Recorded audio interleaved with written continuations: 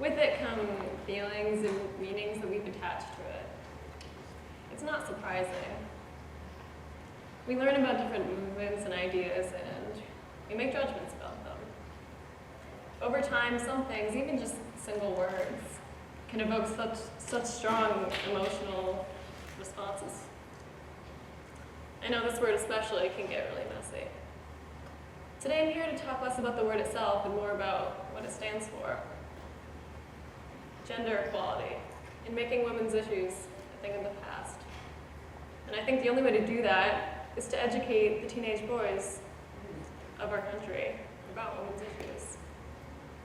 The most popular questions that I'm asked when I talk to boys my age about women's issues are, but does that even really happen? What rights of yours are even being taken away? I don't see a problem. Why are you making such a big deal out of this? And when I think of those questions, I think of an analogy that someone told me, which is, fish don't know they're in water.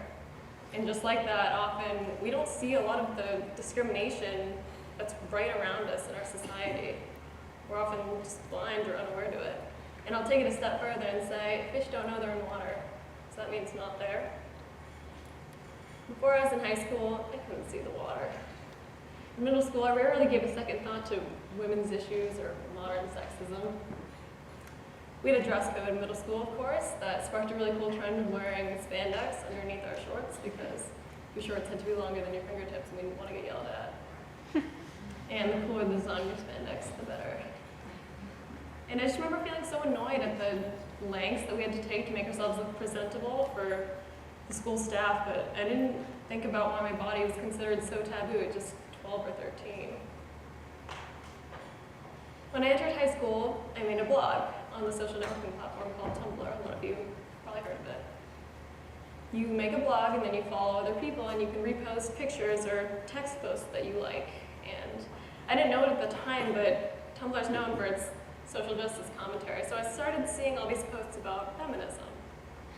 And I'd heard the word, but I didn't really understand what it meant.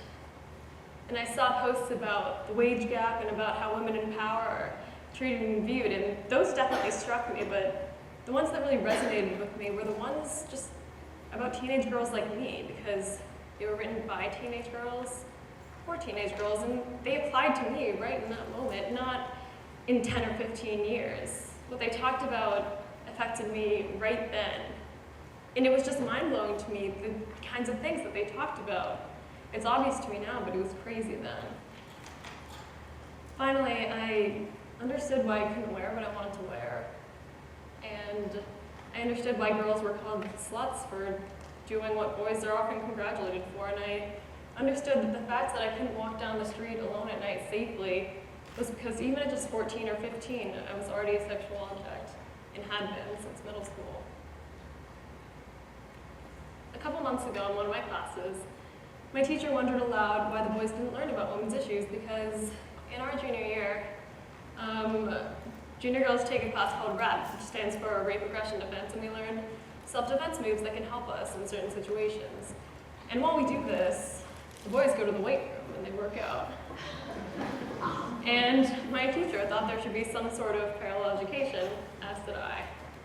And a boy in my class said, well, there's always going to be evil people in the world, like rapists. You can't stop them, so let's just teach girls to punch guys if they need to. And I got so mad, and I couldn't really say anything, because I was like across the room, but I kind of just glared at him. And I just couldn't understand how he could say something so easily like that. Just, well, we can't stop them, so we can't really do anything about it. And now I'm in a more rational place, and I understand that it wasn't such a barbaric comment, it was just an uninformed one. Rapists aren't evil people, they're just people, and that's one of the hardest things for us as a society to understand about discrimination. The people that we label as sexists and racists, they're not evil. They're not in a different group than us. There's not a group of evil people standing over here and us good people are over here. It's not how it works. We walk past them, they're our classmates, our coworkers, and it's really hard to grasp. But the truth is, it's not as simple as just labeling someone racist, sexist, not racist, not sexist.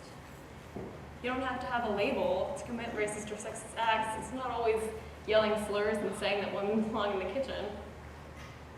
But most of us fall into a third category, which is just perpetuating these ideas by just being inactive or not educating about these issues. Because let's face it, these aren't things that we talk about a lot in high school, especially not with boys. And I think it's time that we should. When us girls are in elementary school and boys push us or pull our hair, we're told, boys will be boys, he's just doing that because he likes you. And he's hyper and he doesn't know how to express his feelings, but he'll grow out of it. And then maybe they'll scold him, but we think that by the time they reach middle school, there's really nothing else to teach them about respecting women because they've grown out of that hair-pulling phase, so we don't need to. But I don't think that's true. I think that nervous energy just gets manifested in different ways, and it's not their fault. They're being bombarded with advertisements and TV shows and books and movies that tell them how they should think about women and how they should treat them. But no one's telling them any different. Let's think of some words to describe the stereotypical woman, like weak, fragile, sensitive, emotional. You know, they grow up in a society that tells them they should be passive, they should care about their hair.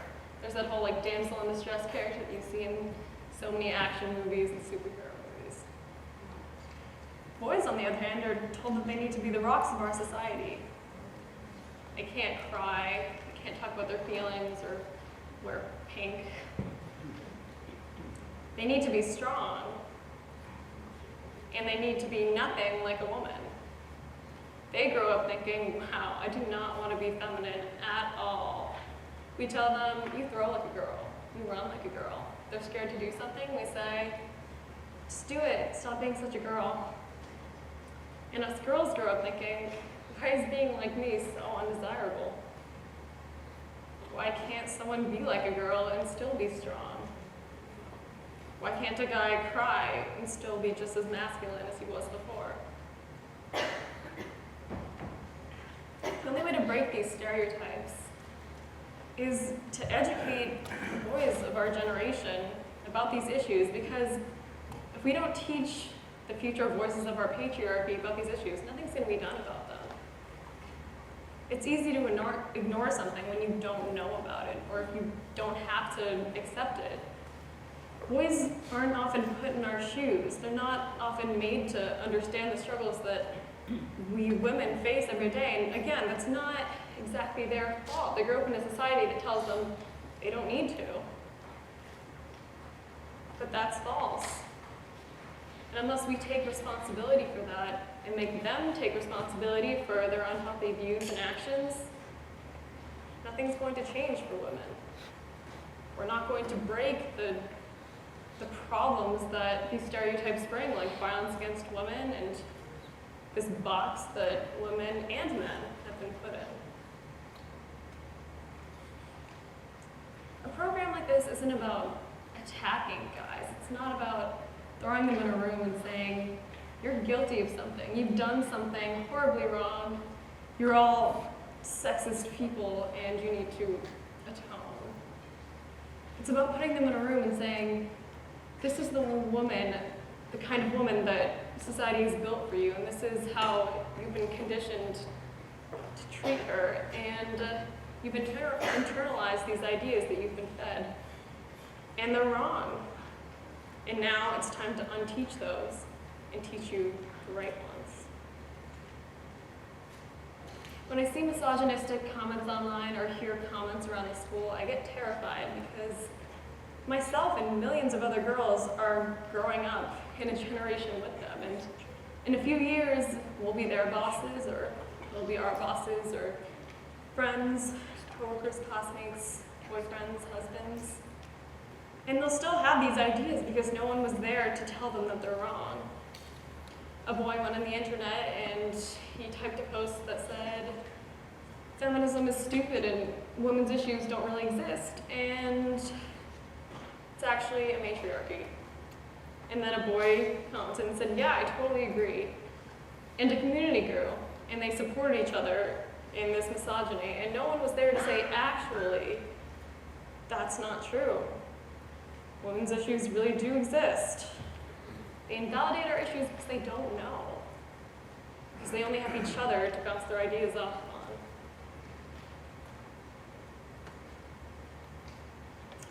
I'm not passionate about this subject because I like to complain, or because I like to hear the sound of my own voice. I'm not passionate about it because I'm an evil feminist that wants to gather my evil feminist friends and stomp on men and take over the world. And it sounds crazy, but I've talked to guys who think that's my aim. I'm not passionate about this just for myself either. What a program like this can mean for millions of women across the country is that they're no longer alone in the struggle. I mean, it would be overly optimistic to say that I could change the mind of every boy in the country. We all know it's not happening, but maybe if we make it okay to talk about these things, more men will begin to accept them. Daring to say the F word doesn't mean you have to become a feminist or else you have no courage and you suck and angry feminists will be breaking down your door. It means daring to take the first step across the line of what we deem okay to talk about. It means daring to have even the smallest conversation with your family, friends, or spouses about these issues. It means daring to stand up to even just a small joke that someone makes.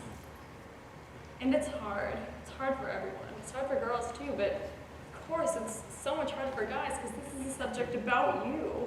It's talking about you specifically. And it's so easy to feel attacked or like you're being made wrong, and that's not the goal. But daring to say the F word means for everyone. Is daring to admit that these issues exist, to identify what we're doing to perpetuate them, shedding our unhealthy ideas and behaviors and helping others do the same. Will you dare to say the F word? Thank you.